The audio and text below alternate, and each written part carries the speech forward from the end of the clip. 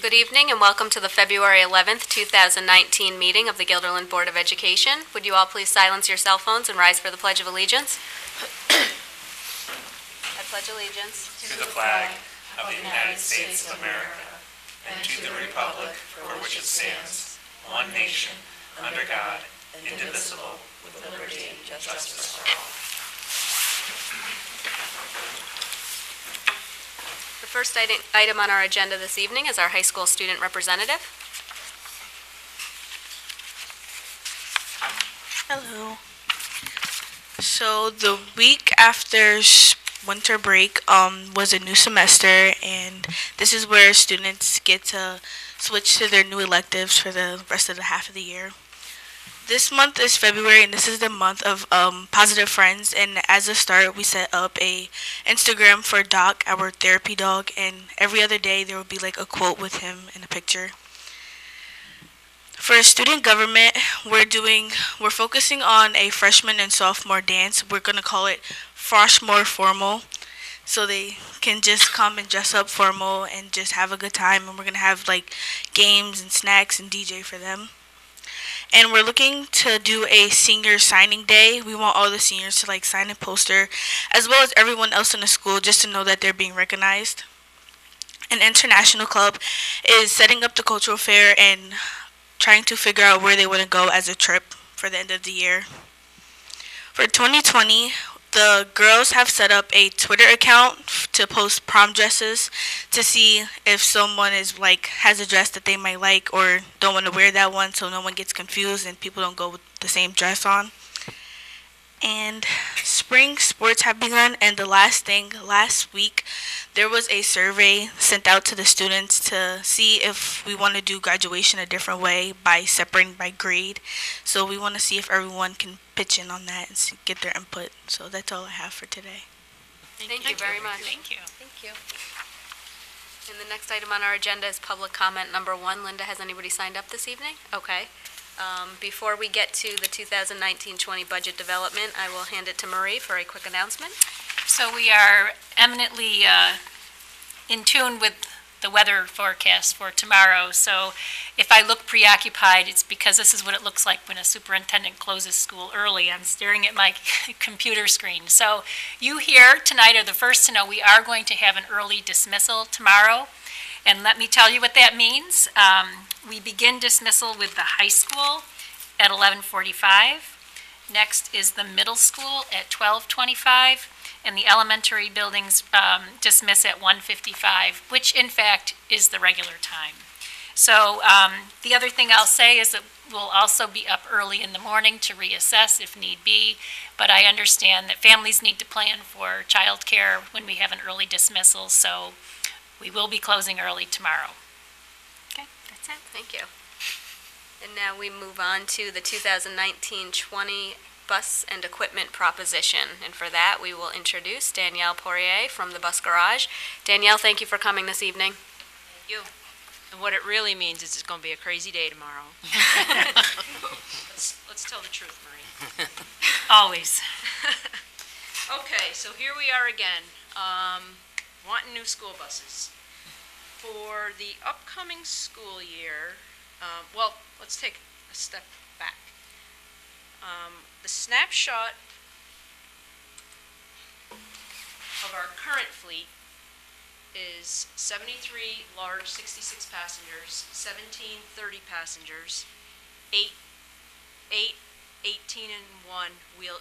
They're small buses and they're equipped for wheelchairs. They can be set up in many configurations, but we call them 18 and 1s. 3 minivans, 2 large buses that are also equipped with wheelchair lifts.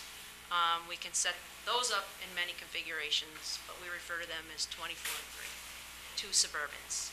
Now, for those of you that are new to the board, and for those of you that were on the board last year, you may recall that I mentioned reducing the fleet size by 3 units. And that's what the plan was until summer rolled around and we were reevaluating the fleet, and we realized that we were pretty heavy on small buses.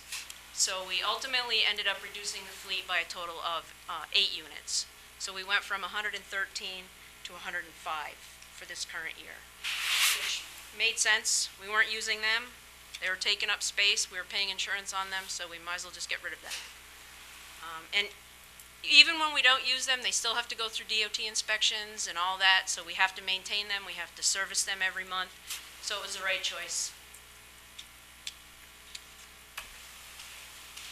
Our current routing scheme for 4,807 students is we have 67 in-house bus routes that we take care of ourselves, 14 outsourced routes, and and we have 53 in-district routes, 14 out-of-district routes of our own. We service 19 daycares, 14 work programs, and numerous athletic trips and practice buses on a daily basis. Now, the contracted routes have increased. For the 17-18 school year, we had 6 outsourced routes, meaning that contractors did those for us. This year, we have 14. That's a function of we go to many, many schools outside of Guilderland. Just in Rensselaer County alone, we're going to Sackett Ed Center, Maple Hill School, Vanderheiden, George Washington, the Rensselaer Ed Center, Rensselaer Academy, and this year we're going to Hillcrest Academy in Pittsfield, Massachusetts on a daily basis. So we're using a lot of contractors to help us out with that stuff. 8 of our buses that we currently have in the fleet are over 10 years old, and I say this every year. Since I've been here, we've been trying to maintain a 10-year replacement cycle. So we're still a little bit behind the 8 ball, but we've come a long way. If we keep up the process that we've had for the last 7 years, obviously we'll never get to a 10-year, but we're close. So that's good. Because many of the problems, as you see here, are very costly to fix if an older bus goes down. And we're putting money into something that, if we put a $1,700 engine in these buses, we can't even recoup that when we surplus them out. So we're best off to just get rid of them. The exhaust systems can run anywhere between $2,000 and $5,000. A fuel tank, if it rots out, $900 just for the tank itself. That doesn't include any labor. Radiator, $1,200, body corrosion. And with the exception of the engine, all of these things are a lot, they're caused from the corrosion. And we can't stop it. We have everything. We have everything that we could want to stop the corrosion. We put the Carwell rust protection on the buses every year. They come and they undercoat the buses for 10 years straight. Every year they come. We have a drive-through bus wash. We steam clean the bottom of the buses 2 times a year. And in the summer, well, I got to take that out. We didn't do it last year.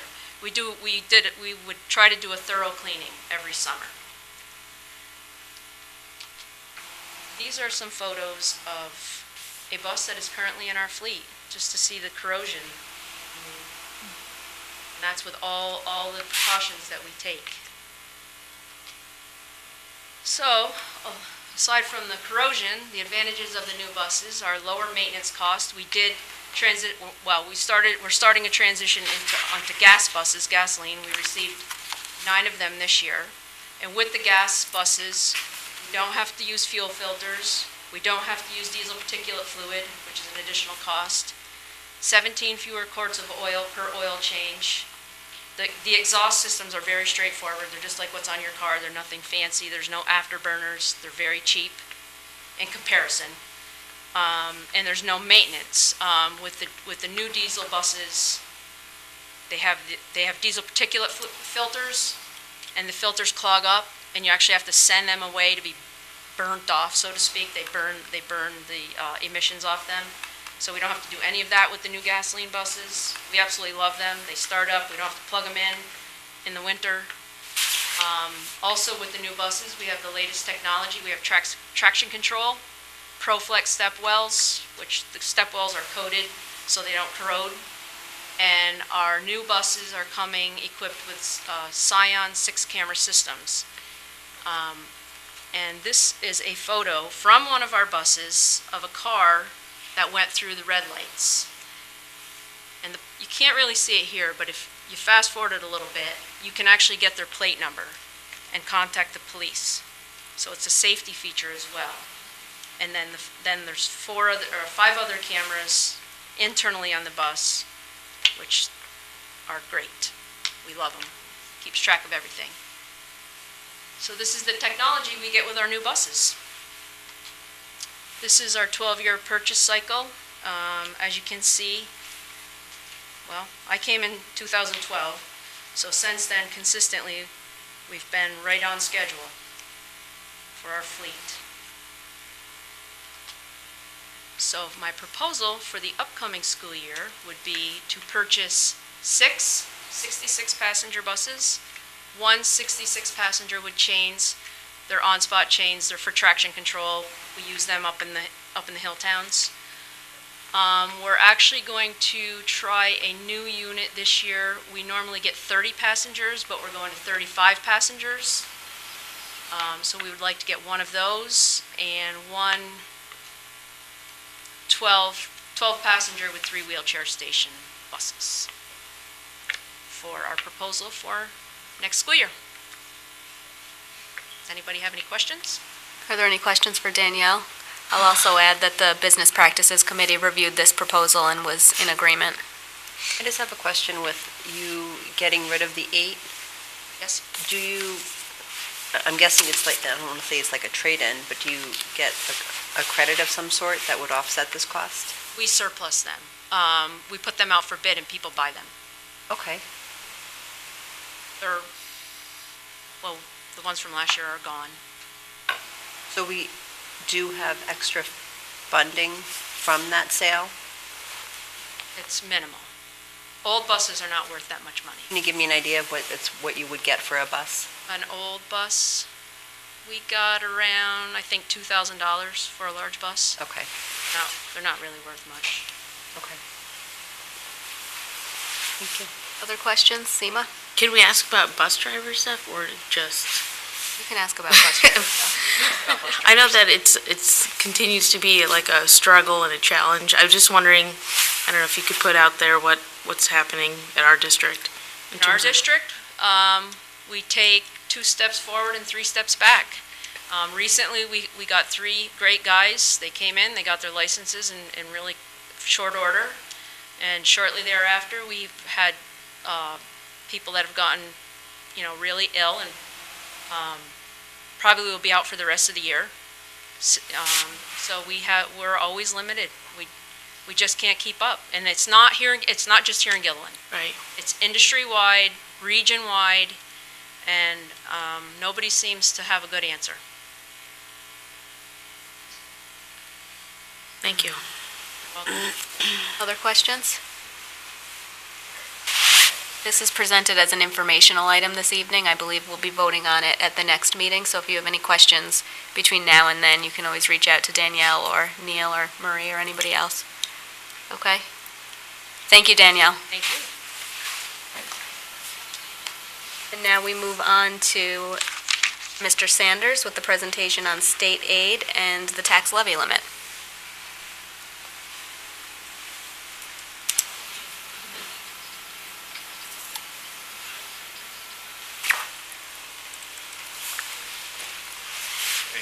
This evening, as part of our ongoing series of topics related to the development of the 2019-20 budget, will be state aid and our tax levy limit calculation. First, we'll start with the executive budget proposal, and this came out in the middle of January. This is the governor's proposal for state aid for all schools in New York State. It was a total of $956 million. Foundation aid, which is that aid that follows every student, is the one that we target so much. That increased by $288 million. And part of that was also for community schools. So it's $338 million under foundation aid, the governor will tell you. $288 million goes to schools, and then $50 million is carved out to go to community schools in need, basically. So there's that little carve out. He's been doing that for several years. I think it's up to about $250 million now in the community schools part of it, but it is broken up into 2 pieces. The other aid of particular interest to us is our expense-based aids, and that would be our transportation aid would be one example of that. BOCES aid, a few other expenditure-based aids. So that's an important piece, building aid being another big one. And then the rest of that list going on down are really targeted aids for specific situations, typically needier schools. So it's targeted money, really doesn't come into a Guilderland, but will be used in needier districts throughout the state. In terms of the impact in our particular district, you can see from the chart what our budgeted state aid was for the current year. Totals $25,842,855. Next column shows what we're expecting to actually receive this year, and then compared to that in the third column is what the governor has proposed under the executive budget proposal. What I will tell you about state aid that comes from the governor's proposal or the legislative proposal when the state budget is settled, it's estimates of aid. There's no guarantee of any of these monies. So we have to go back and we have to look at them carefully. There's some aid categories that are pretty certain that would be foundation aid. Once we have that number, we have that number. But all of the other ones we can have some fluctuations with or deviations with, so we need to go back and look at the underlying data. Most of the numbers that are in the executive budget proposal come from estimates of information that the state has. So again, no guarantee that we'll actually get every dollar that's shown on this page. But as you can see overall, we're looking at from what we had budgeted this year to what we expect to get this year, down slightly. We're $83,000 under what we budgeted, so we're on target but a little low. And then when we compare that to what we have in the budget this year to what the governor has proposed on the executive budget proposal, we're looking actually at an overall decrease of about $125,000. Some of that we know the cause of, for example, building aid. We do have less debt. We're rolling some debt off next year, so we naturally will get less aid, so part of that is certain.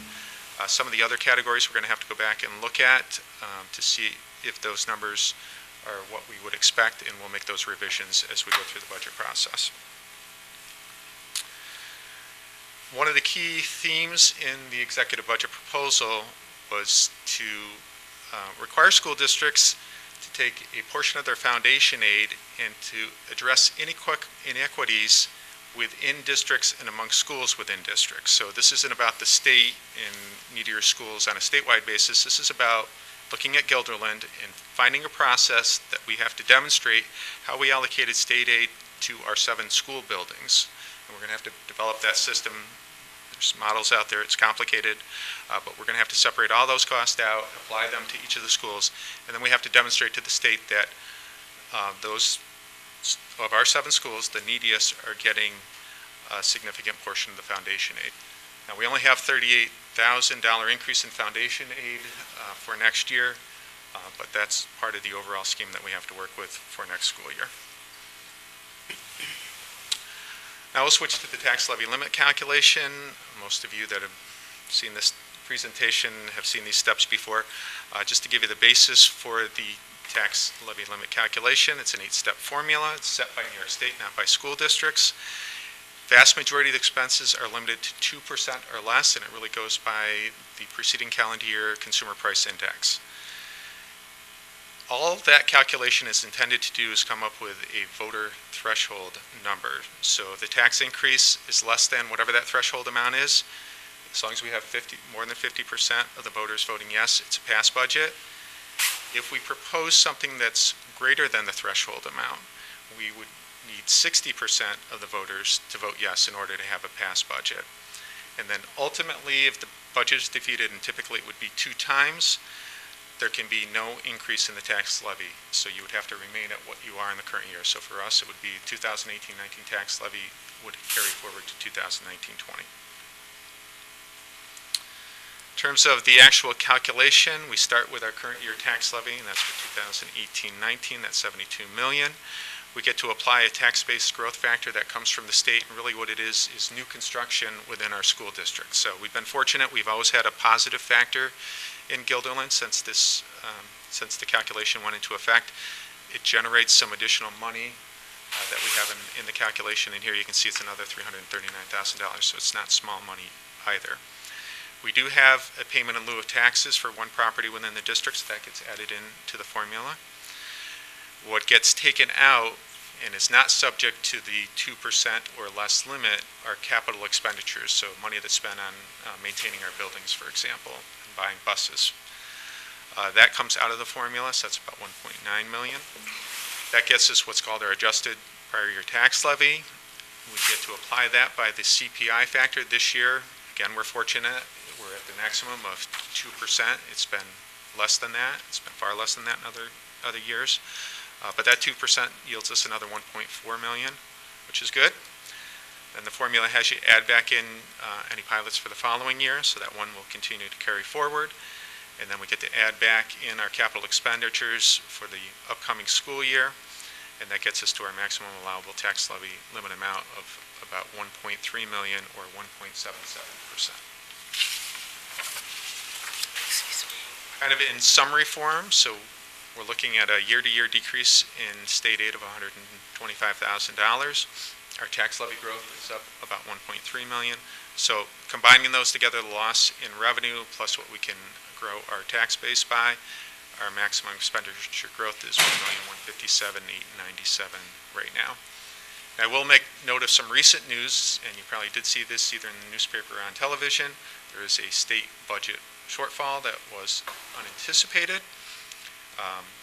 The apparent reasoning is it came from a sharp drop in income tax collections for December and January. We don't yet know how that's going to impact state aid and the legislative budget process, so this came after the executive budget release happened.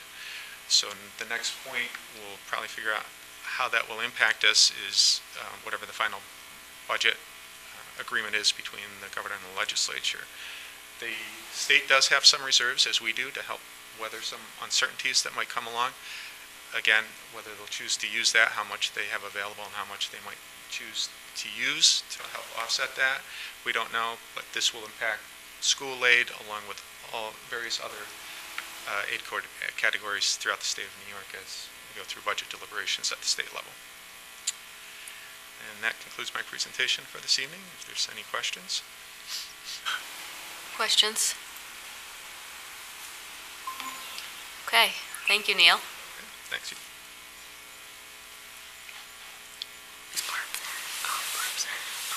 The next item on our agenda is our capital construction project presentation, which will be given by Cliff Nooney and Damian Singleton. Good evening. I mean, not to follow Neil next time. Kind of gloomy. The charge from the board was to go back and review our capital project that was voted down by our community in October of this past year. That's what we're going to be reviewing tonight. Just a little timeline. Tonight's informational. February 11th. We'll be back March 12th. That's our, it'll be our budget Q&A as well as capital project Q&A for the board and community. I will have representatives here from CS Arch, our architectural firm, and Turner Construction as well. And then we'll be back on March 19th for board action. Just a little review, we did have a facilities committee that worked on the original project, and just our guiding principles are keep all students safe, keep all students healthy and comfortable, ensure all students are future ready. And hopefully, once we get through this, we did the best we could to reduce the cost of this project and still live by those guiding principles. Set it up a little different than what I did with the business practice committee, because I'm pretty sure I spooked Ms. Hayes with that presentation, just how the numbers laid out. The original proposal that was out in October was 42.7 million. We have proposed reductions of a little over 12 million for a potential May referendum of 30.6 million with a financed amount of 27.5. That would be our actual borrowing, because we would apply our $3.1 million capital reserve against that number. Tax impact, October referendum was 103. Proposed May referendum would be about $65 per year. I believe that's based on a medium assessed value of $326,000 in the town. Yes, Mr. Sanders? Pay attention sometimes. Our approach, phase one, was really to reduce costs through re-engineering, redesign, reviewing our cost estimates. And then phase two was by delaying or deferring needed work in part or in full into the future. Phase 1 cost adjustments, technology infrastructure, down almost $1.6 million. Dr. Singleton can speak to this in detail, but basically what we did was looked at funding opportunities with technology, E-rate, smart schools, and the capital project, and divided the needed work across those funding opportunities, and we're able to take the almost 1.6 out of the capital project, but we're still maintaining the projects we need to do for the district on the technology side. Phone system replacement, that's about $530,000 reduction. One option that was not available when we originally put this together, I was not aware of it. NERIC, which is basically the technology arm of BOCES, has put together a fully voice over IP Cisco system and are hosting school districts in the area. So we basically buy the hardware with the project, but all the infrastructure sits on the NERIC side, and then with BOCES, it also becomes, our annual cost becomes aidable. So our net eventual cost will be less than we pay annually now after aid. Irrigation tank replacement, I was really looking at the scope. We have a giant tank inside a building, so the question comes, getting the tank out, it's easy because you can cut it in pieces. How do we get a new tank in? And instead of either taking a wall down or putting the tank outside, we're actually coming in with 4 smaller tanks that'll fit through the doors to give us the capacity for that system, allow us to reduce that by $160,000. Fire breach, it's a small number. We're going to handle that in-house. First floor unit ventilator replacement, air conditioning. We originally carried cost for air conditioning at the middle school. What's in the project now is second floor only. This takes the first floor out, so we'd only be concentrating on air conditioning for the second floor of the middle school. Security camera replacement, almost $400,000. Original project carried one number for all cameras. We went back and split that. New installations are a higher cost, replacements are a lower cost. So we split that across, you'll see a number for new installs and a new number for replacement cameras, and then you're actually going to see those cameras split across priority 1s and priority 2s. Hot water heater, that didn't make it to the project. Transportation, this was simply, there was confusion of if there was a second dirt separator behind the building. There is not. There's still one in the project, a larger one in front of the building that we will be replacing. Inns. Asbestos abatement.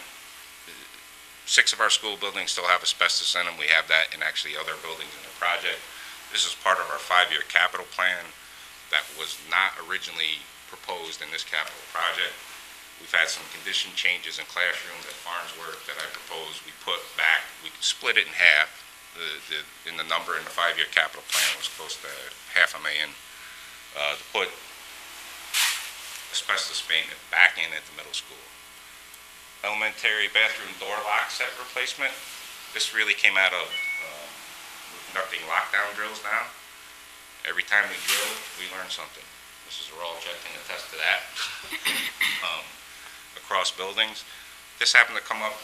Many of our elementary classrooms have interior bathrooms, and it has a privacy set on it, really no different than probably what's in your home. So if your son or daughter locks themselves in, you take the little key thing that you have up above, or a quarter or a screwdriver, and you can unlock the door. That's how our doors were set up. Well, during a drill, we actually have bathrooms. Our teachers put kids inside the bathrooms to secure them. It's really a second level of security. And this came out that the police officer did not have a way to unlock the door.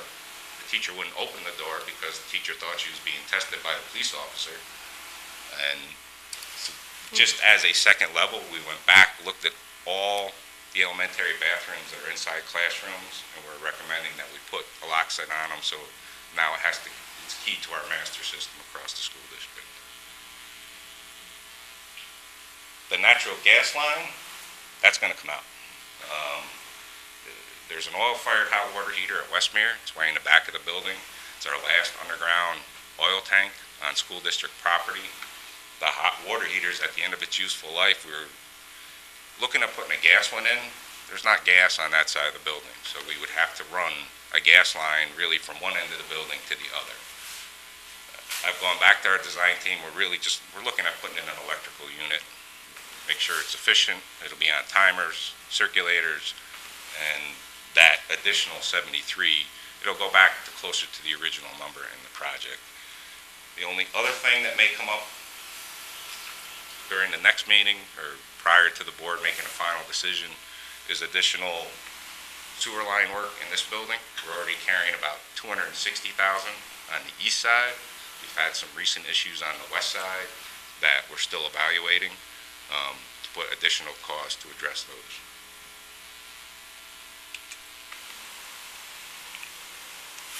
This is just a summary of some of the deferments. I'm not going to read through them all. We'll hit some. There's some common themes. Elementary playground, those are currently listed as priority 2s in the project and a full deferment. Casework at our elementaries, full deferment. Lockers is Westmere only, it's a full. You'll see some partials. We'll get into the partials with the running track and the tennis courts when we talk about the high school in particular, because they were some larger numbers. And then we moved some technology and science labs at Farnsworth to full deferment. Boilers, what we're going to do, what we did through the project was we will end up with a high efficiency condensing boiler in every boiler room. That will be our lead boiler. In the original project, we were proposing to change 2 to where now maybe we're only changing 1. And we'll keep an older boiler, will be our backup, our secondary. So we take that, what does that look like across? Where we came up with the $30,600,000. That's what you're going to see in priority 1s, priority 2s, and priority 3s. You'll also see there's an escalation increase for adding a year basically to the project. Costs typically don't go down. Labor costs go up, material costs go up. We need to adjust for those, so there is, we're going to pay for it. We also have recommended expedited project scope. We can pay a third party to help expedite a portion of our project through the approval process with SED. The items I have focused in on are phone systems, our fire alarm systems, fuel system work at transportation, security film, and the bathroom lock sets. Majority of those all of them really tied to safety and security across our school district. The cost is it's just slightly over $20,000 for the expedited review, but this would allow us to do this work summer 2020. So we'll get into the buildings. There's common themes, so I'll hit some in Altamont, and you're going to see the same thing. I've set it up the same way in most of the other buildings. Like I said, we talked about we move playgrounds, priority 2. There's the casework, we put in priority 2. We're keeping windows, roofing, the lock sets we added, security film is in priority 1. Our telephone systems, clock systems, the fire alarm systems, emergency lighting, HVAC upgrades to controllers and software. This is where you'll see the cameras. There's what we're recommending for new cameras. And what I did was I split the replacements across 1 and 2. And we will focus in on the cameras with the worst resolution in priority 1. If bidding is favorable and we go back and look at it for a second year, that's potentially an easy add back in if we want to do additional cameras. Took the same approach with technology. We did it with projectors. We split them across priority 1 and priority 2. We split on the technology, the wireless access points and switching numbers are separated in priority 1s. And then you're going to see classroom tech functionality. That's really what we talked about. Interactive display boards, the flexible seating across the school district. We took that, split it between 2 and 3, but is not a priority 1. All of that is not currently carried. This, you will see this, the technology piece, the camera piece, that's the same in every building. They took the same approach all the way across the school district. Gillen Elementary, site works in. We have I think we didn't do well with our pictures when we did the original project. We are not just changing ceiling tile in hallways, we're focusing in on, these are older classrooms with the 1x1 tiles up on the ceiling. It's just that it's a part of age that they dry, the glue dries, and the tiles start falling. And I've said this before, if you go in certain classrooms, we go in, we screw them up. And we're targeting the classrooms in the worst condition. Casework, that's the storage, that's sink cabinets. We moved that to priority 2 in all the buildings. Lock set security film. Same themes all the way across. This is where we originally said we had boilers. We were carrying to do a second one. This building already has a newer boiler, so we put the second newer boiler in priority 2, and that's the theme we're carrying to the other ones, where you'll see boilers in priority 1, vice versa. Technology's the same. Linwood, nurse's office reconfiguration, still priority 1. Plumbing work, priority 1. Fire alarm system. This is where you see Linwood has 2 older boilers, so same thing, now we're doing 1 in priority 1. HVAC work, I split unit ventilators in this building, kind of the same approach. These are through the wall units, same approach we've done in the past. We will scavenge parts off the ones we replaced to maintain the other ones. But you'll also see, like where in Pine Bush, I'm still recommending an overhead unit that we do a full replacement. They are much harder to work on. The older units are much louder than our through-the-wall units, although some teaching staff will probably say they're all loud, but the overhead ones are louder. Technology's the same. Pine Bush, we have paving, roofing, lock set, security film, still in priority 1. Telephone systems, same thing, that's where there's 2 boilers, we're doing 1, we're recommending we do 1. And technology, we held the same. Westmere windows, this is also some asbestos abatement that's in there. The 1x1 tiles, it's more classrooms, we're targeting Westmere versus Gilwin. Lockers, we moved to 2. Casework, we moved to 2. Security film, we're still targeting doors. There's more than 1 pair that needs to be replaced, but we will target exterior doors in the worst condition. This is that hot water heater, and that's the number that scared me. That's a lot of money paid for hot water. So we're going to go back and said that 73 and change comes out of there. This drops back to somewhere in the 20,000 range, which is going to be a reasonable number to rig that one out, put the new one in, provide electric to it. So that will be a change you will see prior to the next meeting.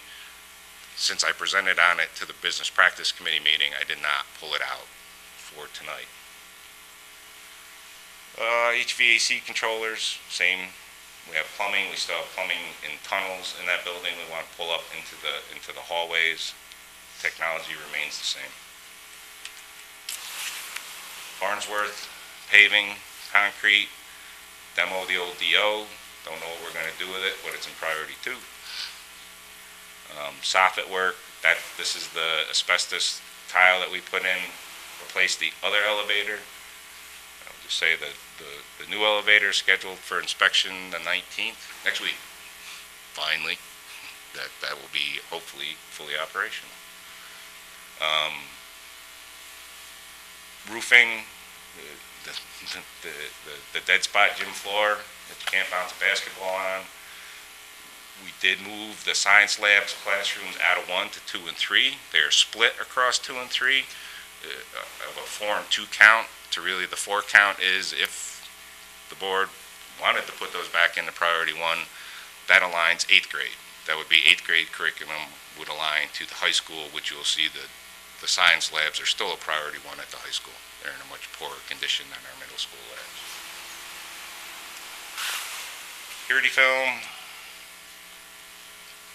fire alarm system, we're doing 2 boilers. There's 3 boilers in that building, so we're doing 2 or 3 with one older one as a backup. The chiller, that's Ellen's favorite.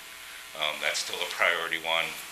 unit ventilators across, and like I said, that's where the premium is to add to 30 units, which is the three remaining houses on the second floor that don't have air conditioning. Security cameras are the same. The storm line is the line that we talked about that runs from Presidential Way underneath our softball field in the back. That's still priority one.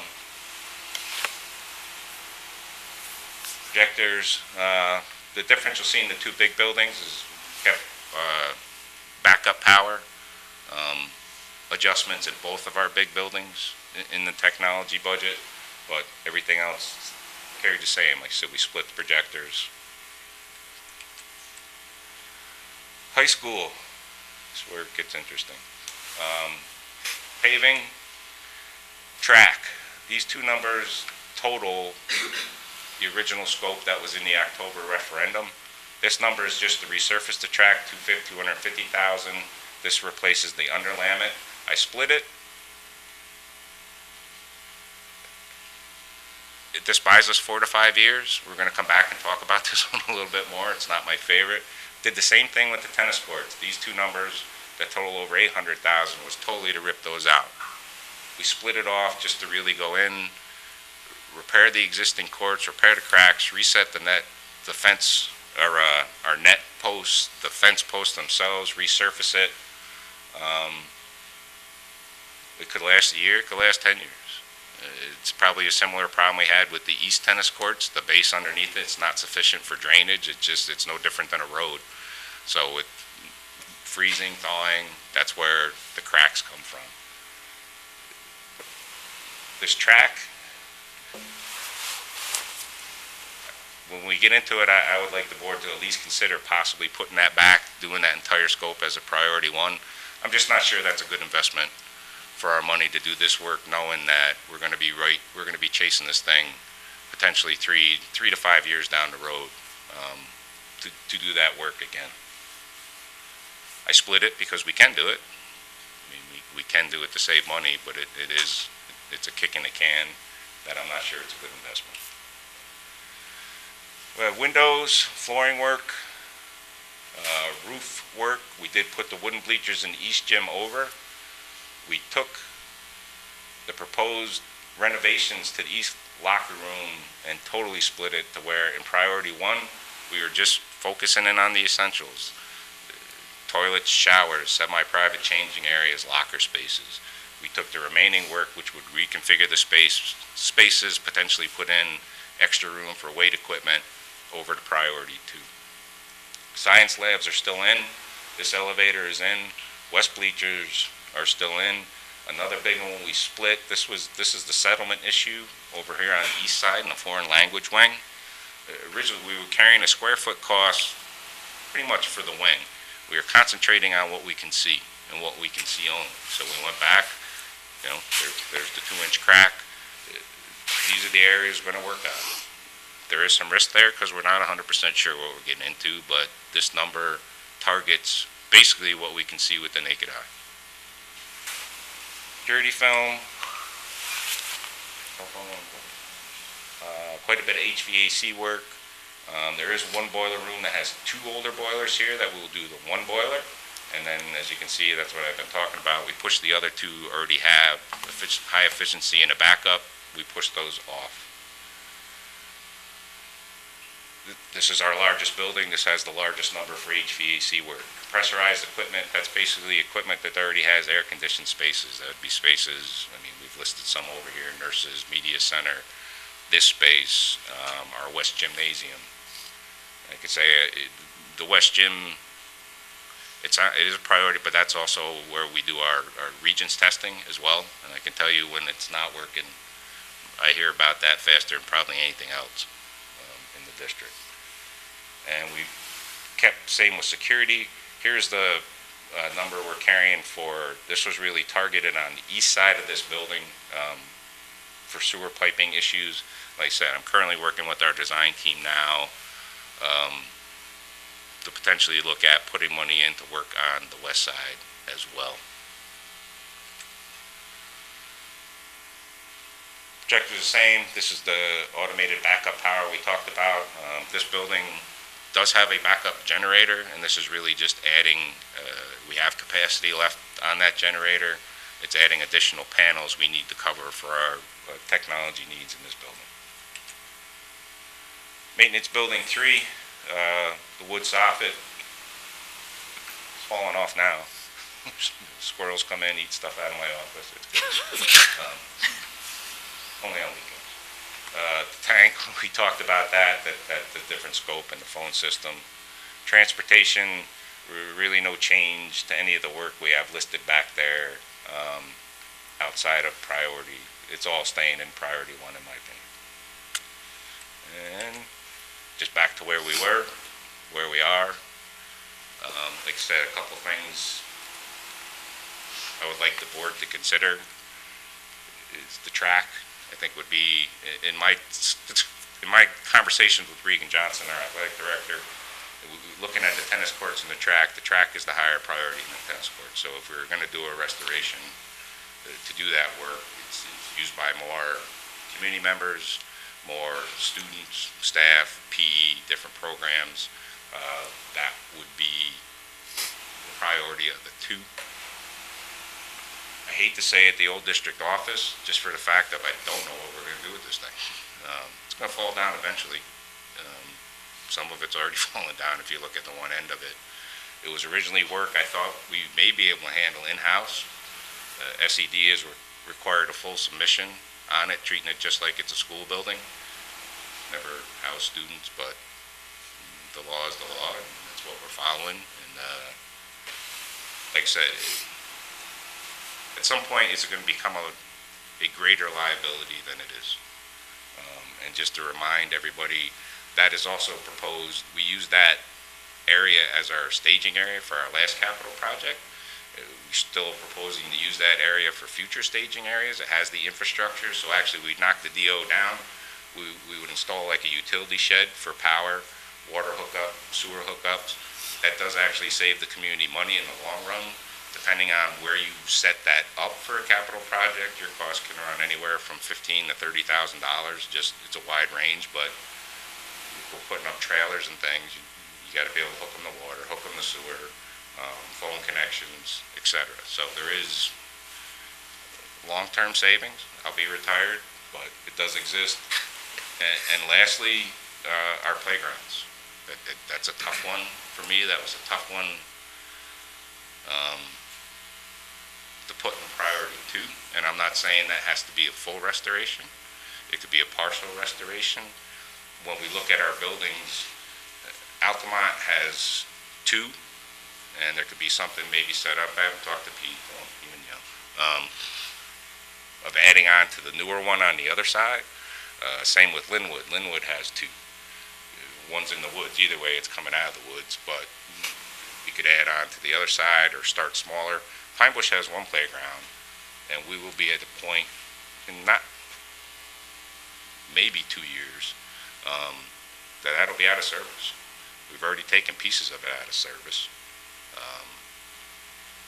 I'm not sure what the answer is. I'm not trying to advocate. I just don't have a better solution. So it would still be working with our PTAs at each respective building for fundraising. But even when I said it, $150,000 is a lot of money. You can go buy a house. You can't go buy a playground with it. Crazy. It's crazy. Which is crazy, but it's true. So just some things for the board to consider. Happy to answer any questions tonight that you may have. Like I said, we're trying to put it out. So you'll have the opportunity 2 more times. Our thought is for the March 19th meeting, the language for the referendum would be written. We would put the spreadsheet up live, so if the board did want to make adjustments up or down, you would see what that number is to plug in to the referendum. Are there any questions for Cliff at this time? And remember, we will have an opportunity to ask more questions going forward. Seema? So that the list that had the expedited items, Yes, ma'am. are those all like just safety? Is that why they were put? Is that like, or were there not other things that could have been on there? I just didn't know. Yeah, that There's was- lots of things we could put on there. But I was trying to target safety and security. Where'd it go? I went past it, sorry. I can't find it, there. Yes. I really tried to target safety and security. There's some things with the fuel system, there's recent inspections that are not out of compliance, but our sumps need work underneath our pumps, fuel pumps themselves. There's actually a sump, a pit, it's inspected, DEC inspects it. I really targeted on SEMA what I thought were our phone system is no longer officially supported, even though it's supported. Doesn't mean if something dies today, we can't get a part for it, but I lose my comfort level if we start looking 2 years down the road at that. Our fire alarm and PA systems, fire alarm system in this building is problematic and hard to get parts for. I mean, we're literally, they scavenge parts for this. The PA system at Farnsworth, it's the opposite there. It's actually the PA that is problematic at that building, or has been problematic in that building. The reason I put all the buildings together is because I want to try to ensure we have the same system. Because when we look, this is the new and improved fire alarm PA system. This is an audible system. We'll actually be able to tie this to our S2 system, which controls our exterior doors. So literally, if Mr. Piscatelli wants to go on a lockdown, he hits a button on his phone. It's going to make an announcement. We tie it to the phone system. It can flash. There's some noise issues we have now, like with our PA, that we can't get a visual beacon tied into it. It just won't support it. And I'll use like our tech shop, our wood shop. They have all the equipment on. They can't hear the PA.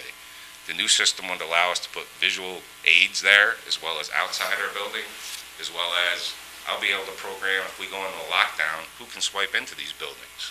So if we say we're going in a lockdown and we only want GPD swipes to work, we can program it to do that. So like I said, there's a couple buildings that are problematic. I would like to do them all to ensure we have the same system. And that's also, as our younger learners come up through, they have that system at the elementary building, they'll have that system at Farnsworth, they have that system at the high school. So as we teach them about lockdown drills and the various drills, they're going to hear the same words, everything coming up through. Security film, that's the film we put on the main entrances now. That's basically shatterproof, yes. I can show you a video of a guy with a baseball bat. It takes him 3 minutes to get through the window. Long time.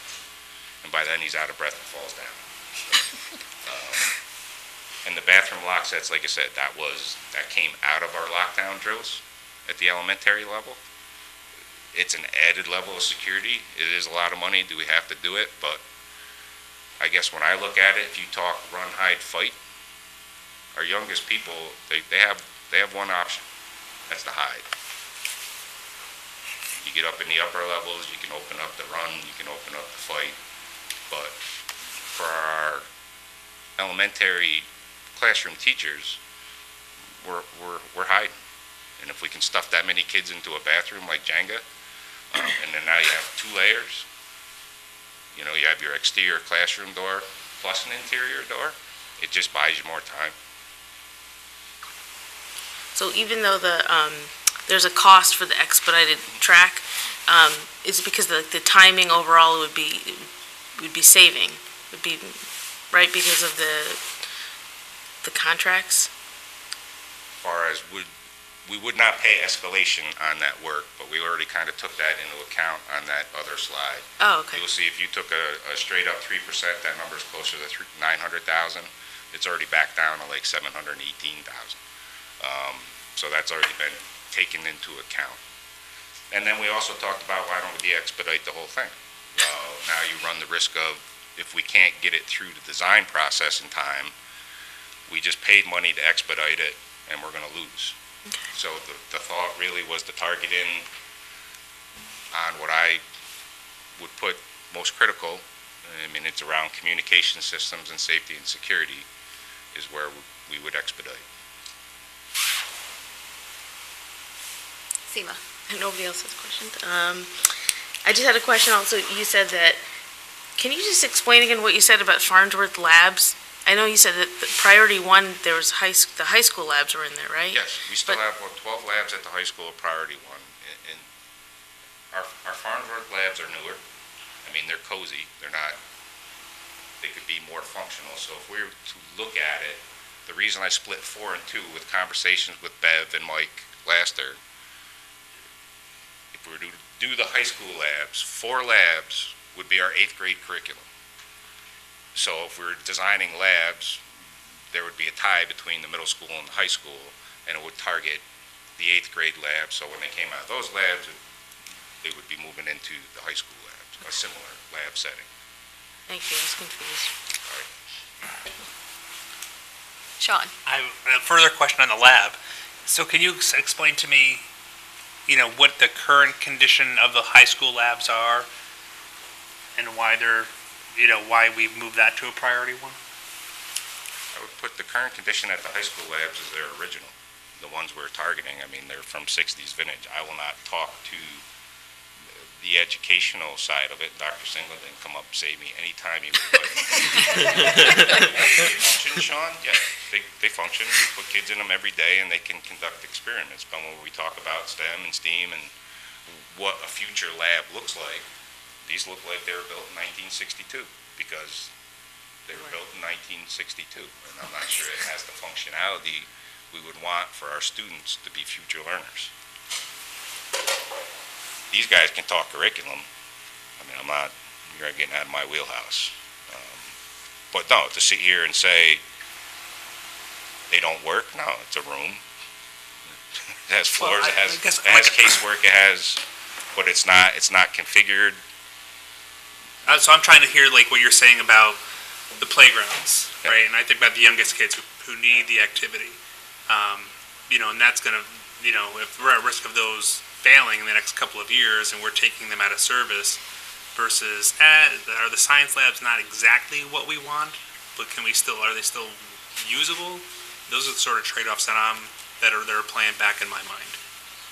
No, I believe me, I fully understand that. I've Yeah. been kicking this can for months. And that's really,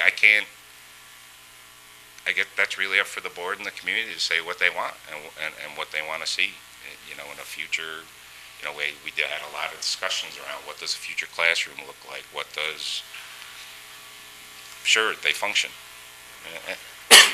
I've asked you 3 times. I'm waiting for you to stop talking.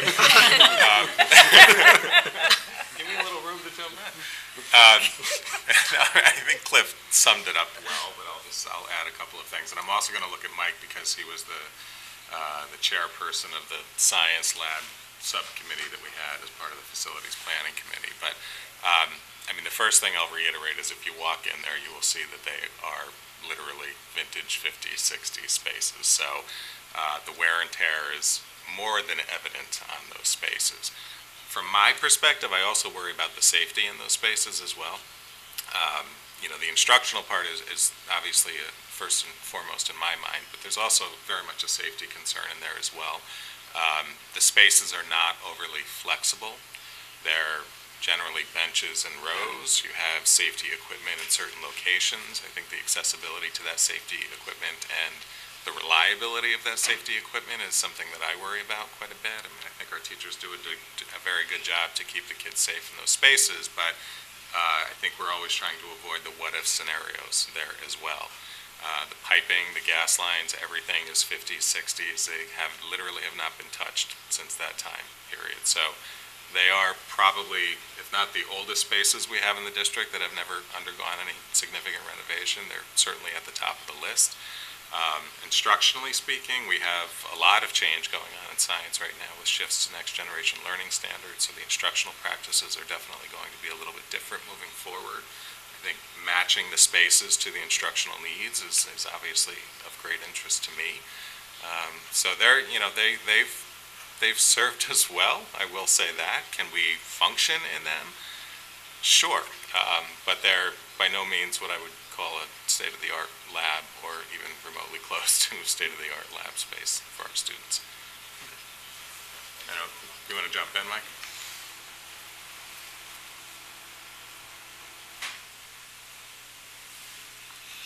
only thing I would say too is part of this plan, when we were originally looking at it, was taking some of the existing science classrooms, which are not lab classrooms, and was making them into more functional spaces and actually making more lab classrooms. And like like Stacy asked, I'll use a specific teacher. She teaches biotech, chemistry in the same room. And sometimes what she has to do is she has a biotechnology lab set up in that classroom, and it's a regular classroom. And she has to tear down the lab setup before the next group of kids come in, and then set up another lab. And again, and she's setting it on counters on the back of the room rather than lab tables or any kind of thing like that. Our bio classrooms, most of them are not have lab benches, so we have microscope labs where we're running extension cords across the room so that we can push 4 desks together, so the kids have a microscope set up at various stages around the room. And that's the kind of the reality of what we've been dealing with for a long time. We only have, I think it's a matter of 12 lab classrooms in the entire high school. And then we have 2 dedicated labs that chemistry and physics use. But we have to make use of those resources pretty efficiently. So that's it. And we can tour too as well. I mean, if the board would like to go down and cruise through some of these spaces, we'd be happy to do that. I think I can picture what a 1960s lab Probably classroom looks like when you went to school, they look like when I went to school. Yeah. When I went to Casework, school. same stuff. Other questions at this time? Seema? So I just had a question, Cliff, about the track. So right now it's split into priority 1 and priority 2, but you would prefer to put all of it into priority 1? Yes, ma'am. And, okay, so I that's, just think that's a wiser, long-term investment. Like I said, I mean, I'm not sitting up here and say I like every decision I made or every split I make, but it was really functionality no different than having a conversation around the science classroom. We can do the resurface, which is what it needs, and I can buy, like I said, 3 to 5 years, but then we're right back into doing the underlayment part of that track, regardless. It'll be at its end of its useful life. So I'm just not, to me, that one, when I was looking at the athletics portion, that's just, you're close to the 50%, you're spending 50% now versus another 50%, does it make sense? If your car was worth $10,000, you're going to spend $6,000 on a repair. You know, it's an option, could, doesn't mean it's the best option. do you think it's more, or better to just do it together? It's a better plan. Overall, yes, but like I said, I wanted to give, my charge was to look at everything I could and come up with options back to the board and the community, and that's an option, but I want to be honest, it's one I don't like. Out of the 2, You know better than one me. I like the least. I just don't think it's and we have issues that doesn't address, Teresa, that we have water in the D zone. There's low spots that pool water as well, and that causes other damage to the track with the freeze and the thaw. The D zone is the giant piece on this end by the concession stand where you see the high jump and stuff. It's the bigger area. And if you go out, you'll see it well, depending on how much snow we get. And the track's clear now, but in the spring times, a lot of time we'll go out and push that water off so we can get the kids on the track sooner. Keep going, Tina. Thanks. And then what did you say about the old district office, in terms of like, what did you want to do? You wanted to put it into priority 1? You said that you wanted to add 3 things for us to consider, and that was the second The thing. district office was the other one. It's just, priority 1. Just priority 1. That's all we ask. I don't like that one either. I have no other, there are good options for that building. I mean, it's options, but we only ever ask. Right, so a what liability happens? that's going to grow. I mean, if you go down and look at it now, if you pull in the parking lot. Oh, no, I it's drive on by it the, every day. Well, actually, drive up and look at, it's on the organic garden end. You'll see Yeah. the foundations crumbling right away. So eventually, that part of the building's going to drop about 8 inches here shortly, because there's nothing that's going to be holding it up. So there's a process for that? You said it has to go through SED and then I mean, it happens? becomes part of the project. We were looking at it in-house, Oh, and okay. then SED required a full submission on the building, no different if I was working in one of our elementary buildings, which just kind of caught, I think, everybody by surprise. I mean, it was literally the original, it's a trailer, it was the original Caddyshack. It never had kids. It was never a learning environment, but just because it's owned by a school, it's on school property. We have to do surveys. I mean, we've already done work. We know it's clear of asbestos. It just added to the process. Okay. That's it for now. Cliff, so in terms of the items that you recommended that are priority two, but if you could put them back in, which were the track, the tennis courts, the district office building, and the playgrounds, is it safe to say that rising to the top of that is the track? Track would be my highest priority. Playgrounds would be number 2. Okay. Tennis courts. Like I said, in the district office, it's hard to have the conversation too, because it really holds absolutely no value, to the educational process whatsoever. Outside of it's gonna become a liability. It does fall down or get into that much disrepair, we're gonna be forced to do something and secure it as a school district, so it stays safe for the community. I mean, we have kids walking by there, we can't have people obviously getting in it. So I don't like that one either, Christine, at all. It's just, I have very few options of what we can do. Okay. Sean, did you have another question? No, I answered it. Oh, okay.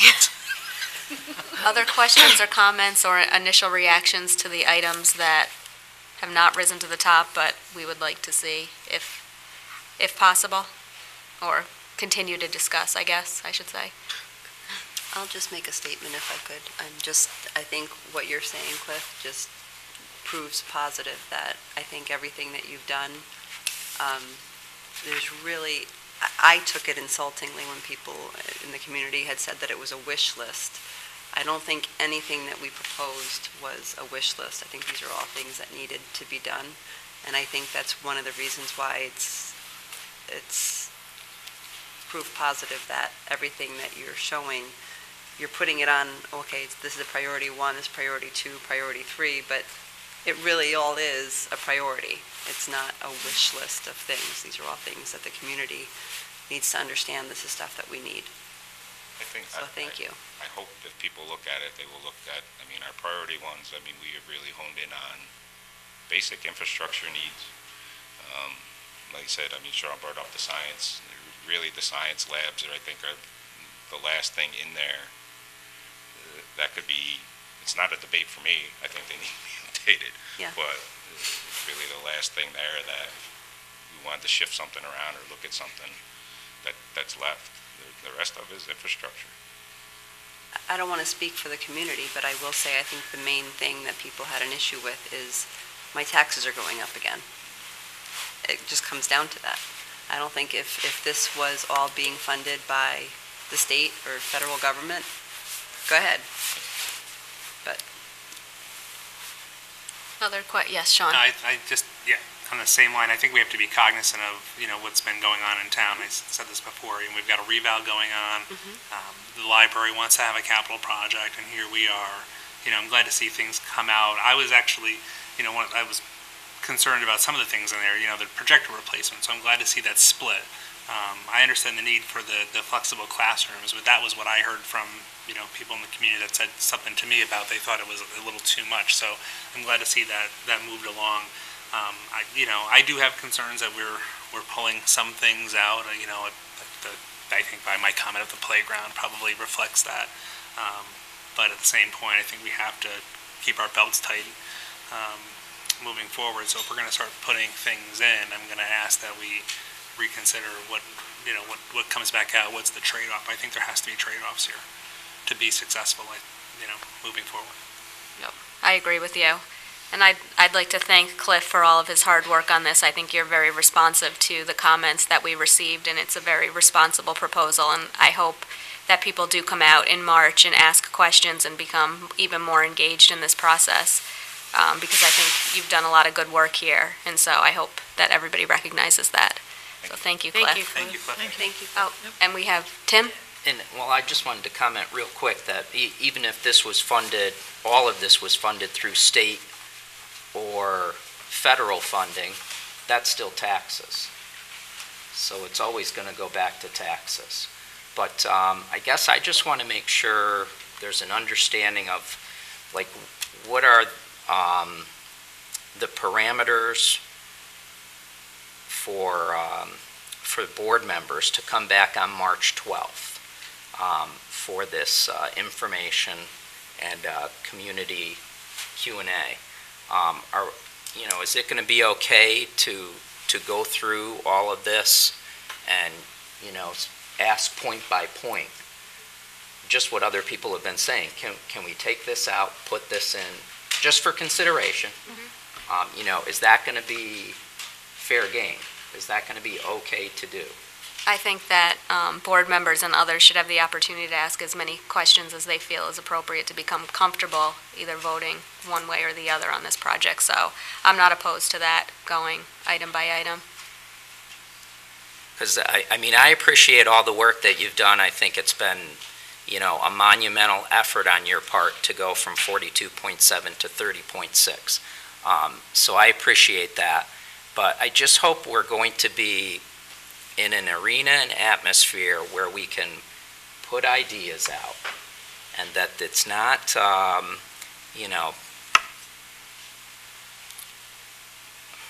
misinterpreted as some sort of criticism of anything, that it's just going back to the money. That's fiscal responsibility. That's what we're here for. And, I just hope that we can have, like, I want to bring up the security film, and I want to talk about that. But I'm not going to do it today, because I'm going to make sure I think about it for a month or X number of weeks so that I can make sure I phrase it correctly. Because I know, I don't want to be a lightning rod just for offering up some suggestions that maybe are going against the grain, let's say. So I just hope that can happen. I really do hope so.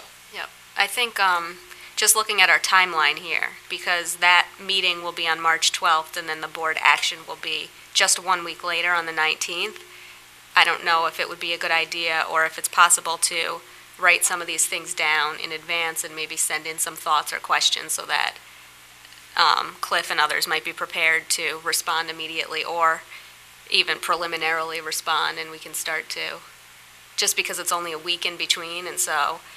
I thought I heard there was going to be like a real-time option to change things. Yes, or move things. That's the 19th meeting, March 19th. That's on the meeting, 19th. Yep. Okay. 12th is Q&A, and as Ms. Hayes mentioned, anything, questions ahead of time are helpful and would be appreciated if we have to get answers, because the piece of that is we go March 12th, it's 1 week, so if the board comes and is looking for additional information or depending on what that is, that's a short period of time to flip that around. So, like I said, if any questions I can answer ahead, whether you email them through Neil or whatever, I would be happy to do that. And if anything I could do to prepare for the 12th ahead of time, obviously, because then we get down to one more window. In between, not to forget, we're in the heat of budget season, so that's all. And this might be too much to ask, but would there be a way to do that real timing on the 12th? You mean the Or would that just be too complicated? It's not to make adjustments real time? Yes. Oh, no, I could. Maybe if we could do that on the It's 12th. just not my show, so. It would preclude having to do it on the 19th, because. Yeah, if works for everybody else, that's fine with me. I'd like to, I would like to try to have consensus before the 19th, so that way we feel like we're under pressure. I felt like that was what we were up against last time. We were under pressure to get this done. I'd rather not do that again. Okay. Sure, we can do those things. I can be prepared for whatever you would like me to do. Just knowing that that's a dual role night of budget Q&A and facilities Q&A. So I'll bring coffee. Okay. Anyone else? Gloria, or was that Barbara? I would really like us to consider the Farnsworth Middle School, since they were built, they've really been too small from a safety standpoint. We've heard this over the years, to accommodate the amount of students that are in there. And if we could at least consider moving that back up to a priority one, I certainly would support that. What is labs? Science labs at FMS. I'm in agreement with that too. That's pretty bad. Were you able to hear me? Yes. Yep. Okay, the other thing, I'm totally supportive of the track being fixed. To me, it's sort of putting money down the drain when you know that this is not going to be, sufficient for the years ahead. And, I hope that hopefully that can get put back in. So it might be helpful too, just being mindful of Sean's comments and the feedback from the community of if we are looking to add additional things in, look at the proposal and maybe identify some areas where maybe in your opinion that might not be a priority one because something else rises to that. But we need to be fiscally responsible in moving this forward. That we don't go up to Well, I like think 39,000. what I see is that everything that was in the original referendum certainly was not a wish list. And by even postponing the boilers, we're postponing the inevitable, plus we're losing the energy efficiency. Cut the project cost. But, certain things, as I said, I think as another $4 to the $55, most of these, or I should say many of these things really have to do, as Cliff pointed out, with the safety and security, which in our, surveys has always been a top priority item from the community standpoint. Cliff pointed out that the track, that is not on a wish list type of thing. We use it for all kinds of track meets, all kinds of PE classes. Many people in our community use it, for their exercise routines and stuff. And again, it's sort of putting money down the drain that, isn't going to hold water over the years. But anyway, it was just a thought. I wanted to throw it out because I am supportive. If the rest of you guys, are supportive. And I too have a question as to that security film. Weighing the cost with how much it's really going to do. We've seen the demonstration with the baseball bat and all that. But, again, I think, maybe we could talk about that a little further. Thank you, Barb. Other questions or comments? Yeah. Yep. Yeah, it's not a wish list. It's all things that we need, but also at the same time, right? We just went and cut a quarter of it, right? So, it's all things that we all support, but clearly there's grounds for the community to come back to us if we add too much back in to say, well, you cut it out, so obviously you don't really need it. I'm drawn to the phase one of the reduction where just by looking at things again, we cut $3 million, right? Which are the same kind of criticisms that we were getting about having inflated costs and stuff. So, there's a lot of things we want to add back in, but there is a PR piece to this too, where, we do have to show that we were listening. This capital project is going to be on the same ballot as library capital project, as a bus proposition, as our budget, which will probably go up. And so, we do have to be, Barbara has a good point about like the track. Why waste this money when we're going to have to go spend it again in 5 years? Well, because this year we can't spend that money, right?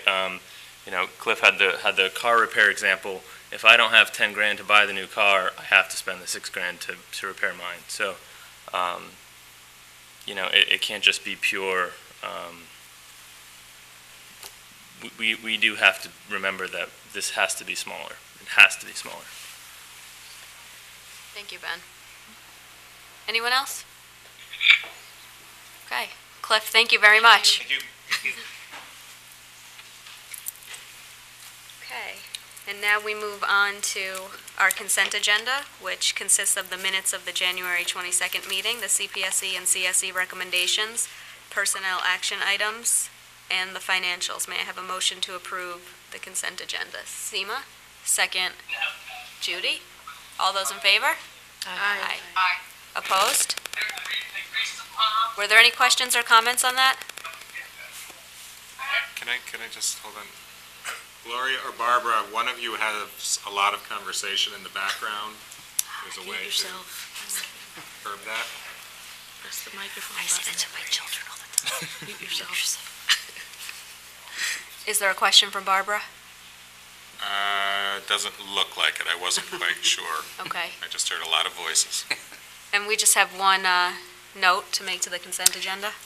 In that last action, I just want to point out that we are welcoming Barbara Goldstein to serve as the interim principal at Linwood Elementary School, starting officially on the Monday after the February break, but Barbara has been in a couple times to get to know the staff and to become familiar with Linwood and to work with Marcia Ranieri in making a smooth transition.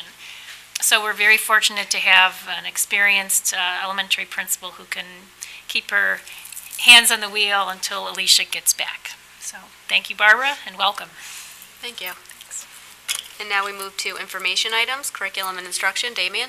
Thanks very much. Guilderland High School is very proud to announce that Muriel Zhao has been invited to participate in the All-Eastern Honor Treble Chorus at the 2019 North American Federation of Music Education All-Eastern Division Conference in Pittsburgh, Pennsylvania from April 4th through 7th. The All-Eastern Honors Ensemble consists of band, orchestra, chorus, and jazz ensembles, composed of more than 800 high school students selected from the Eastern Division states of the United States. Stretching from Maine to the District of Columbia, selection to this prestigious ensemble is a highly competitive endeavor. Students are carefully selected from the Eastern states, all state participants. Inclusion in these ensembles is quite an accomplishment. So Muriel Zhao will be performing with the All-Eastern Honor Treble Chorus under the direction of Dr. Sandra Snow of Michigan State University. We want to extend congratulations to Muriel, her family, and her music teachers for this acknowledgement of the years of dedication and hard work which resulted in this outstanding accomplishment. Damien, is Muriel a freshman? I don't know for sure what her grade level She's is. really young. It's impressive. Maybe. I think she's a junior, actually. Junior? I didn't know if she was with my daughter or my son. I just recognized the name. That's why I Yeah, was there might be a sibling in there too somewhere. Okay. Sorry, go ahead. That's okay. That's quite all right. My next item, on February 1st, the Guilderland High School Chemistry Club collaborated with Amsterdam High School Science Honor Society under the advisor of Sharon Trova to host the science activities at the Pine Bush Elementary's Winter Fest. The students from both schools worked together to present 4 different station activities that all centered around this year's National Chemistry Week theme of astrochemistry. And we're very proud of the work the 2 high schools did to promote STEM to our young students. And you have a nice picture there of our high school chemistry club. Any questions or comments for Damien? Thank you for that. And now we move to school business information. Neil? I was asked to provide some information about Tech Valley High School and the tuition costs for students to attend. We have had some recent conversations about that process, so shared the information with the board. I'll just walk through it again in terms of the cost calculation. So we're starting with a tuition cost of about $14,870. That's an assumption that we'll have a 3% increase for next year. Try to keep all of the cost into next year. So we're looking at it in terms of a 2019-20 cost. We do get BOCES aid back on that. That's about almost $9,000 that would come back. The issue with that is it comes back in the year following expense. So we have to outlay the money, and then in the following school year, we'll get the aid back. So there's a lag there. But applying the aid, that would get us to a net tuition cost of about $5,900. We do get our foundation aid, which we talked about a little bit earlier, that cost, or that aid per student. That does get applied for every student that comes to Guilderland, whether they go to Tech Valley or not. That's about $2,485. So the net cost in all of this is about $3,305 for a student to attend Tech Valley High School. And then I did talk a little bit about, we have students coming into the program, we have students exiting from the program. because of that deferred aid of about $9,000 through BOCES, if you have more students coming in than exiting, then there is a higher cost in the first year. It's about $12,287 because you don't get aid until the following year. If it's the reverse, then obviously that wouldn't be an impact. But from a budgetary impact, we could be paying either $3,300 or you could be paying $12,287, just depending on the number of students entering and exiting the program in any given year.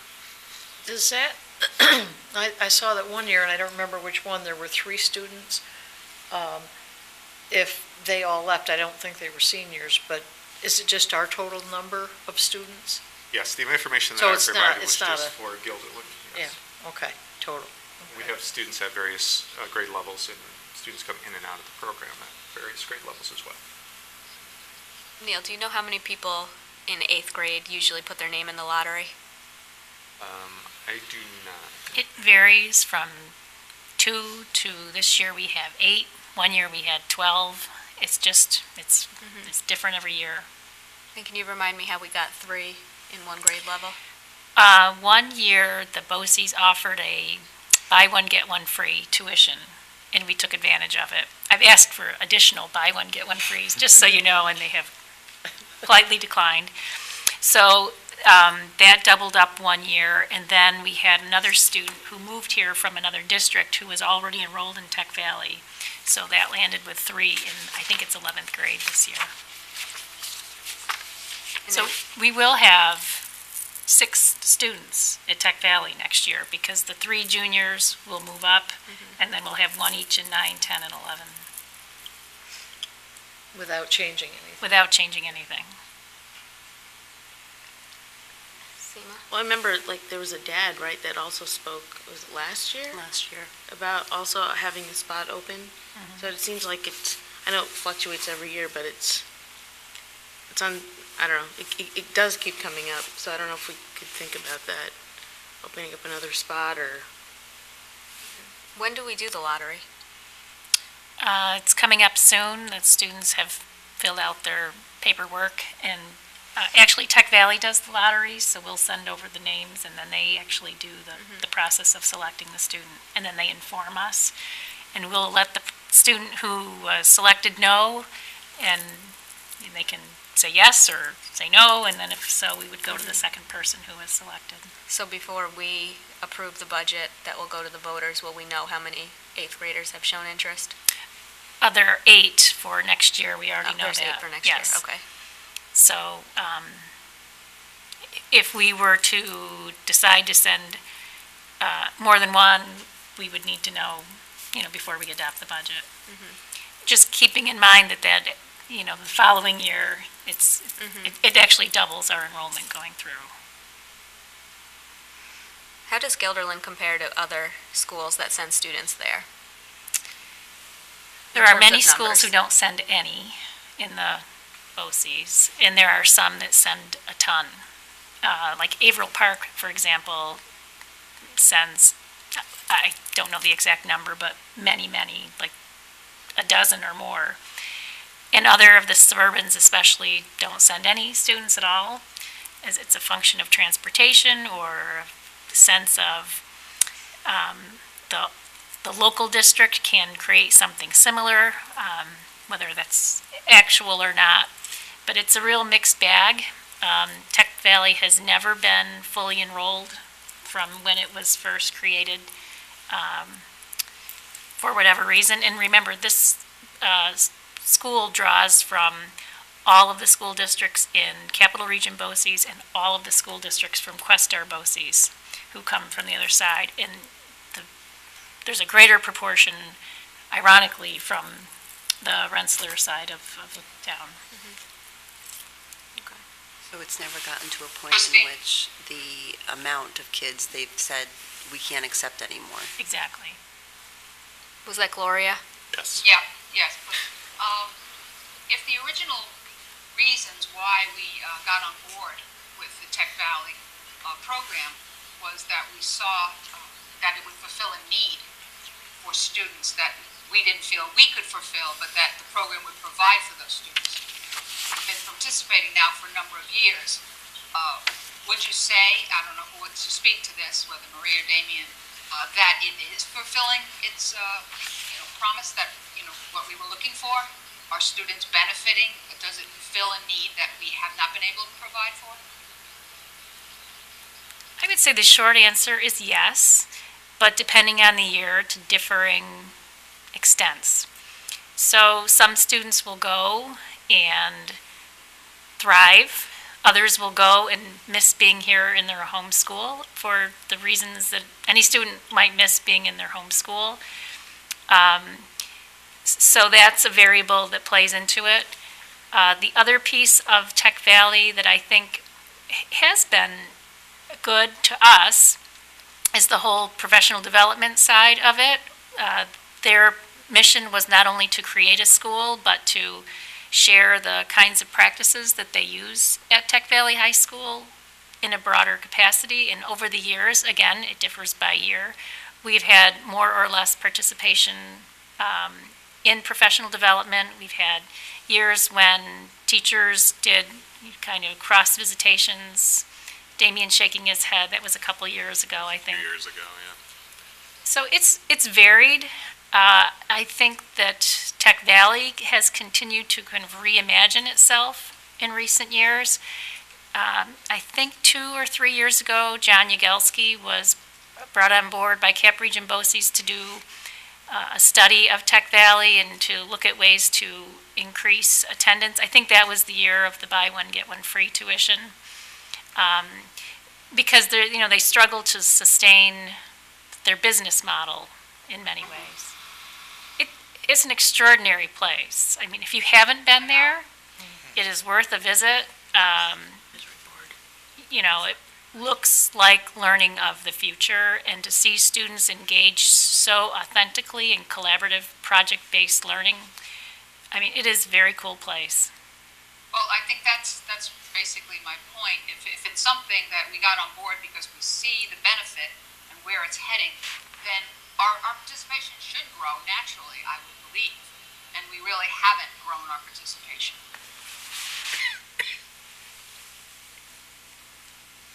Other questions or comments? Well, just to Gloria's point, we could spend a lot of money sending kids to a different school that is innovating and adopting 21st century practices, or we could spend more money here updating our science labs and stuff, right? So creating less of a need to send kids away. Thank you, Ben. Anyone else? Just have a question. Sure. How does the reimbursement work when a child decides to go to a charter school? I think we have a few kids in our district that actually go to charter schools, correct? How is the reimbursement there versus Tech Valley? There is no reimbursement with charter schools. It's simply a bill that we pay. But Neil, I'll let you jump in. Yeah, that's essentially it in a nutshell. We have to pay for the tuition costs, which is billed to us, and we pay the bill. Any other questions or comments? Okay. Thank you, Neil. And now we move to superintendent information. Marie? Okay, my first item is happy news of congratulations to Dr. Lynn Severance, who has been chosen by the Capital Area School Development Association, otherwise known as CASDA, as a 2019 Friend of Education. And she will be recognized at a dinner on February 28th. That's a Thursday at the Albany Marriott Hotel. And I will just suggest any board members who would like to come, if you could just let me know, and we'll make arrangements to have a lovely group of Guilderland folks there to support and recognize Lynn. So congratulations, Lynn. Congratulations, Lynn. My second item, as my computer gets going here, it is time once again to begin planning for our joint trustee meeting with the Guilderland Public Library. And I have 3 dates to suggest as possible meeting dates. They are March 14th, March 25th, or March 26th. And typically, we have 3 to 4 trustees from each of the 2 boards come together and meet at the Guilderland Public Library to discuss topics of mutual interest. So I'm wondering if anyone would like to, we could do a doodle, if that would be easier to see which of those 3 dates would work, and then we'll coordinate with the library. Great.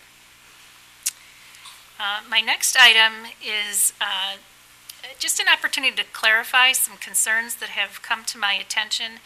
There's been a bit of a rumor circulating that the longest-standing merged teams in Section 2, the Guilderland and Voorheesville swim teams, were in jeopardy of being dissolved. That is not the case. Our partnership is still going strong. There has been some conversation with the Voorheesville board, however, about their cost per student athlete and some interest in formalizing our longstanding agreement.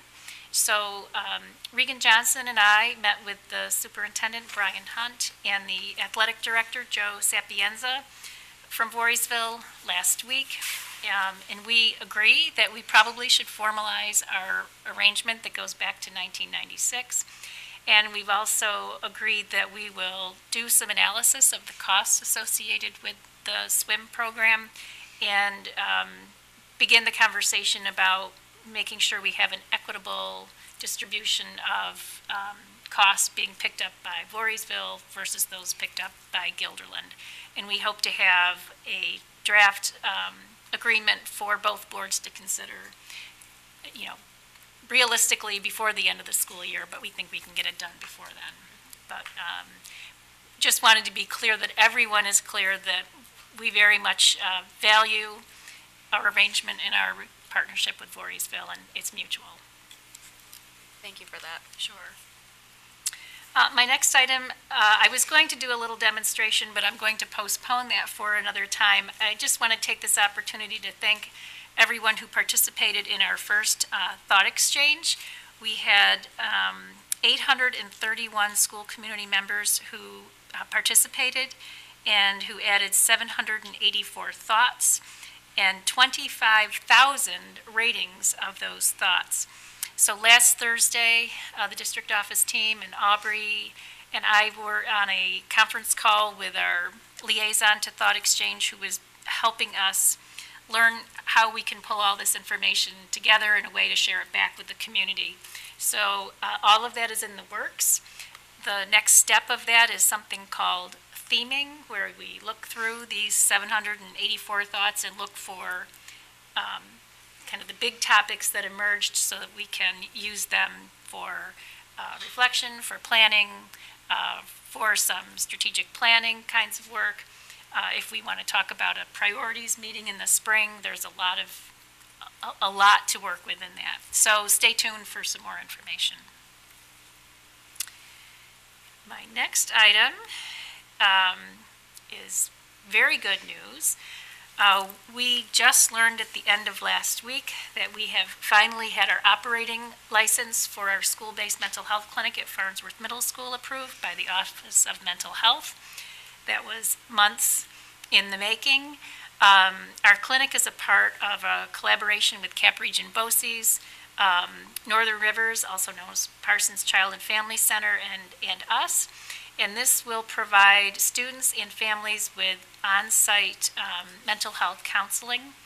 This is really a satellite office of Northern Rivers, so it is, if we were at a point where we would be referring our student out for services, this is our way of not having to do that. So the counselor there is a Parsons employee, and she will be soon seeing students. We're in the middle right now of getting the referral process underway. So we learned about our approval on Thursday, and Lauren is the name of the counselor, started today. So we're it came as a surprise that we were approved. So we are working on putting all that together and very happy to have that up and running. And then my last item for tonight is just a reminder that tomorrow morning At 7:30, the Guilderland Chamber of Commerce is sponsoring its annual State of the Town Forum, and it's going to be at Cross Gates Mall at Lucky Strike. I think registration and breakfast is at 7:30.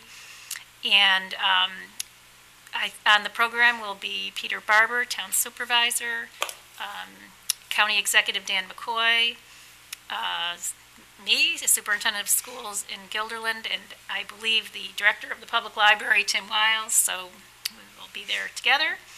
And I'm going to use the opportunity to talk about where we are with our budget, an update on our capital project, and our interest in having feedback and input from our community.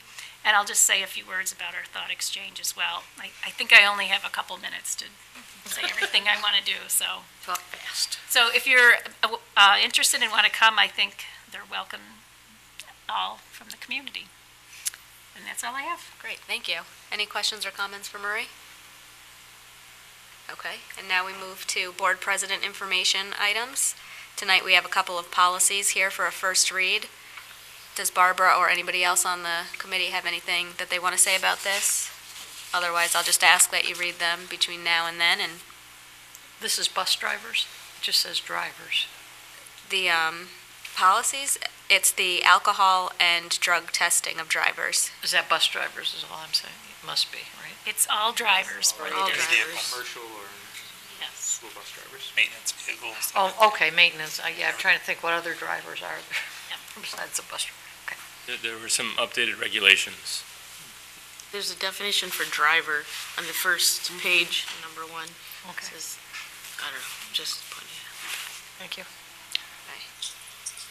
And now we move down to our action items, beginning with school business management action. Neil? Thank you, Christine. The first item this evening is a recommendation to approve the contract extension option appointing Dr. Warren Silverman as the medical director for 2 additional years through June 30th, 2021, under the same contract terms, conditions, and fee structures of the initial agreement. May I have a motion to approve the contract extension? Sean, second. Tim, are there any questions or comments on this one? All those in favor? Aye. Opposed? Passes. Next item is a resolution to approve the agreement with the Teresian House Center for the Elderly for our school district to provide transportation services in the event of an emergency evacuation. May I have a motion to approve the agreement? Judy, second. Teresa, questions or comments? Given the state of where we are with drivers, it's just going to, and I realize that the agreement says it's subject to our availability. But how would this impact us? How could this possibly impact us if they needed us or have, is this like a situation where we would send one bus over? Do they have agreements with multiple providers in the area? I'm sure they do, and they would get a lot of medical response, fire departments, all sorts of agencies responding.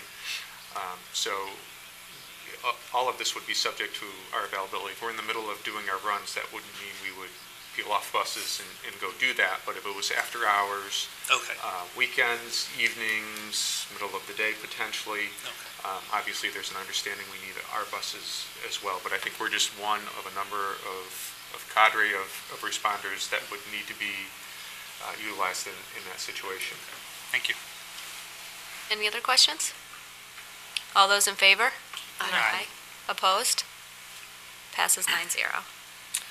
Next is a resolution to approve the agreement with SUNY Oswego for our district to accept students for internship and practicum experience. May I have a motion to approve the internship agreement? Ben, second. Seema, questions or comments on this one? All those in favor? Aye. Opposed? Passes 9-0. Next, we have 2 service agreements that we're recommending for approval. One is for sign language interpreter services, and one is for Never Alone, which is an inpatient adolescent substance abuse treatment facility. May I have a motion to approve the service agreements? Teresa, second. Tim, questions or comments on either of these? All those in favor? Aye. Opposed?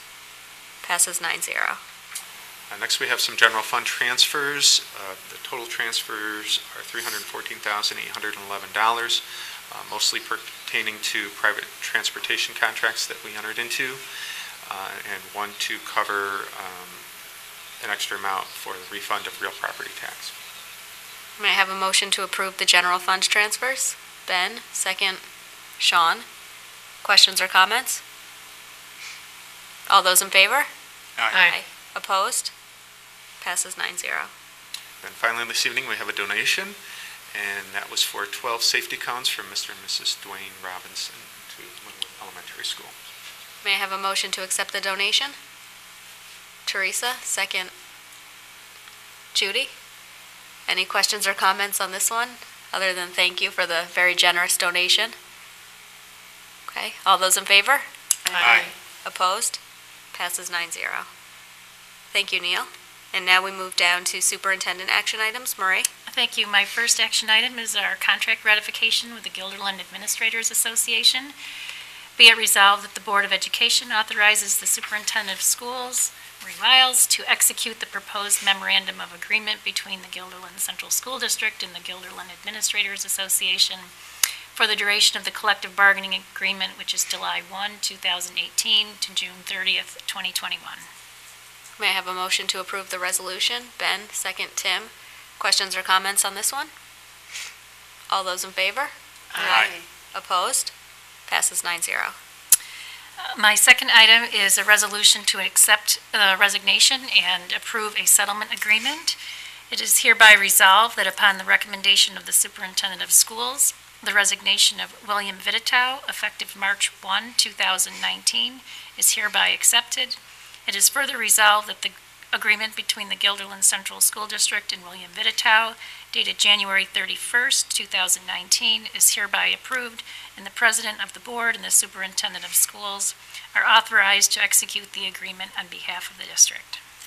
May I have a motion to approve the resolution? Judy, second. Teresa? Questions or comments? All those in favor? Aye. Opposed? Passes 9-0. And my last action item for this evening is a memorandum of agreement. Be it resolved that the Board of Education authorizes the superintendent of schools to execute the proposed memorandum of agreement between the Guilderland Central School District and the Guilderland Teachers Association and Karen Lockwood. May I have a motion to approve this resolution? Judy, second. Seema? Questions or comments? All those in favor? Aye. Opposed? Passes 9-0. Thank you, Marie. Sure. And now we move to board president action items. There's two this evening. The first is the list of policies that's before you that was presented at the last meeting for a first read. May I have a motion to approve the policies? Ben, second. Seema? Are there any questions and comments on any of these? All those in favor? Aye. Opposed? Passes 9-0. And the second item is adoption of the proposed 2019-20 school calendar. You'll recall that this was presented as an information item at the last meeting. May I have a motion to approve the proposed calendar? Seema, second. Ben, are there any questions and comments on this one? Okay, all those in favor? Aye. Opposed? Passes 9-0. And now we move down to board committee reports. Audit? We met on February 7th, and we discussed we had an audit done for the attendance of staff and faculty. A few things had come up that were eye-opening, that there was some sort of deficiency between the communication of attendance between House offices and HR. So we're trying to maneuver through that, and we had a draft copy at the meeting, but next meeting we'll have a official copy. Yes, we have to prepare a corrective action plan, which will accompany the final version of the internal audit report. And it'll come to the board after that. Correct. First, After it that will come meeting. back to the audit committee for their approval before it goes to the board. Correct. And then we also had some internal claims reports that we approved. Thank you, Teresa. Business practices? She's not on. She muted herself. Can you hear me? Yep. We can now. Okay, our last meeting was with Cliff Nooney, and we heard his report, which you heard tonight, and we do not have a new meeting scheduled. Thank you, Gloria. Communications, Sean? Yeah, we met on February 5th and did a debrief of thought exchange, just an overview, so looking forward to having that full report out to everybody here shortly. We talked about the community input on the 2019 and 2020 budget and the capital project vote in May, and we talked about some of those dates that are coming up with the Q&A on March 12.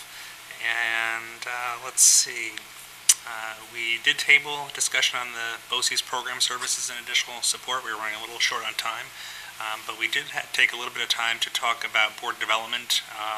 I just had raised the topic of the retreat that we've been trying to get together, and I think at this point we'd like to poll the board for a date for the retreat in the next school year, so we get that on board sooner than later, and then we can try to get back and figure out how we can, if we need to, get together as a board between now and then. But I think it's probably a good bet to try to nail that date down earlier than later. We'll meet again on February 28th, 8 a.m. in the district office, and we're going to cover the Capital Region BOCES services. We'll have a further discussion on the board development and retreat, and we'll continue our discussion on the capital project and budget vote. Thank you, Sean. Policy Committee, Barbara? Policy has not met since the last meeting. Okay. And now we move on to public comment number 2. Linda, has anybody signed up this evening? Okay. And now we move down to board issues, ideas, and sharing. Does anybody have anything this evening? Teresa? I'll share that my nephew is on the robotics team, and I was informed that they moved on to states, which will be March 2nd. Oh, great. Wonderful. That is good news. Yeah. Anyone else? Okay. Then we need a motion to go into executive session to discuss the parameters pertaining to the board's strategy with respect to negotiations with the district office administrative personnel.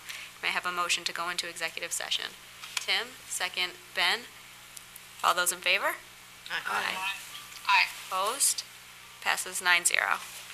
Thank you.